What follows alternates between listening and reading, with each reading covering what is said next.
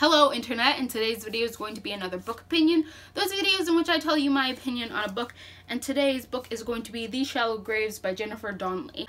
I'm going to preface this by saying that I don't like historical fiction.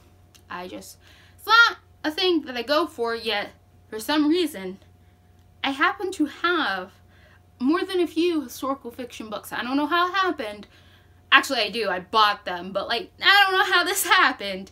And this happened to be one of them that I bought. So this takes place in the late 1800s to the early 1900s, and it is following a girl who is currently at finishing school, and then she finds out that her father has died. They suspect it's suicide, but she feels like it's a little bit more. Now, she's always had an interest in journalism and journalistic reporting, so she wants to try to figure out what really happened to her father. What's going on? Her father is this great businessman. He had a wife. He had a daughter. He had no reason to kill himself. So what happened? And she's slowly putting together clues of what's going on with the help of a male reporter. He is actually hired as a reporter and is not just playing at the game. And these two pair up to try to figure out what was really going on with this corporation of businessmen. Overall and objectively, I liked the story. I liked how it progressed.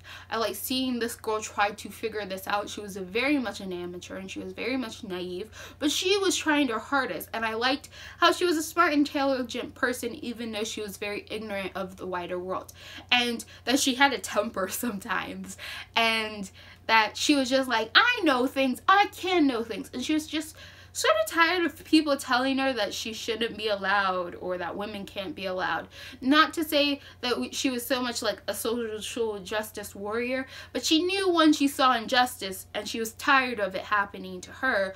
But at the same time, she was a product of her society just as much as not. I was a little tired of her struggles when it came to her social position versus being who she wanted, but I think that added value to the book to see how hard it would have been for these women to give up their social standing for the sake of what they really wanted to do, and the pressures that they had to face because of those things.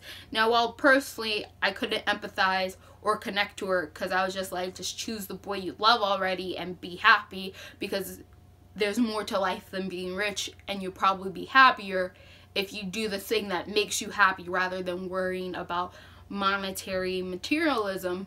I could also understand how monetary materialism was really important and how hard it would be to go into a life where you don't know how much food you're going to get on the table, if any. So I liked that conversation that was being had. I got frustrated because it was historical fiction and I had to deal with just some sexism, and then these people just saying, oh no, you can't do this, you're a woman, or just, this was the thing that bothered me the most, okay? This is a thing that has always bothered me. It will continue to bother me, and I will forever be bothered by this. But this girl doesn't know about sex workers, right? Because she has lived as a lady in her little high-class town, so she's never known that sex workers exist, and she's just always thought of men as normal creatures and gentlemen who open the doors for ladies and love and care for their wives. And she slowly has to be taught and be told, no, there are women who are super poor, so they have to go down to brothels and whorehouses, and that is their job, and they don't get much of a choice in the matter. So this isn't they're doing it because they want to, they don't have another option.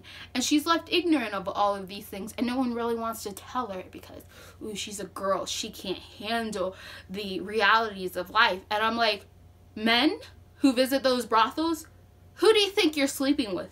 You're sleeping with women. You're sleeping with people with vaginas. So obviously a vagina does not stop you from learning about sex, and you're not incapable of understanding the ways of the world and how to treat people just because you now know how a vagina and a penis work together. It frustrates me. It frustrates me when they say stuff like that, where oh, a lady would never know about these sort of things. And I'm there's females in there. and you're using them because you don't want to sleep with your wife. So obviously, females can handle the information going on there, and not just males can handle knowing about this. So that happens at like a few little points in time where this girl just gets hit by something, and everyone's like, "Ooh, I don't want to tell you. Like, it's so nasty and it's so gross, and I don't think you can handle it because you're a lady." And she's like, "Tell me." And then it's like, but all the other ladies affected by this reality are still females. Like, their femaleness didn't cancel out all of a sudden because they know about these harsh realities. Like, you get what I mean? So that happens a few times, and I didn't like that.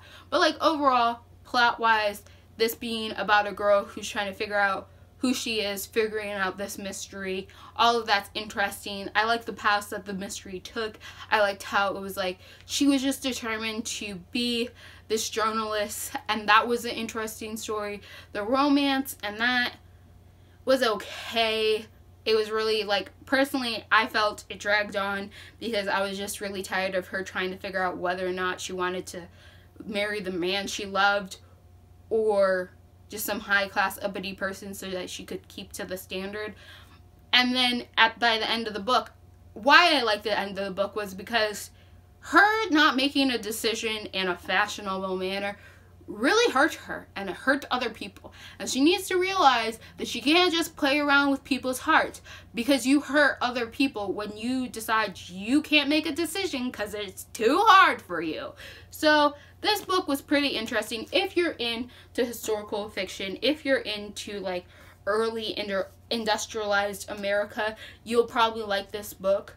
Like, the mystery in this, or the journalism in this, like the journal mystery that they were trying to figure out, wasn't impossible to figure out yourself. Like, you could kind of put pieces together a lot faster than they did, but it was still enjoyable all the way through, of them trying to figure out different clues and different things going on and trying to put these pieces together. So for that, I liked the book. If you have read this book, tell me how you feel about it, because like I said, I'm pretty biased against historical fiction for the most part.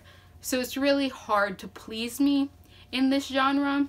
I think this was an okay book, but for being in a genre that I don't traditionally like, it didn't like, oh my gosh, I dropped everything and this is like my new favorite book. So if you like what you're seeing here and you want to continue seeing more, click all those bunnies down below, and goodbye, internet.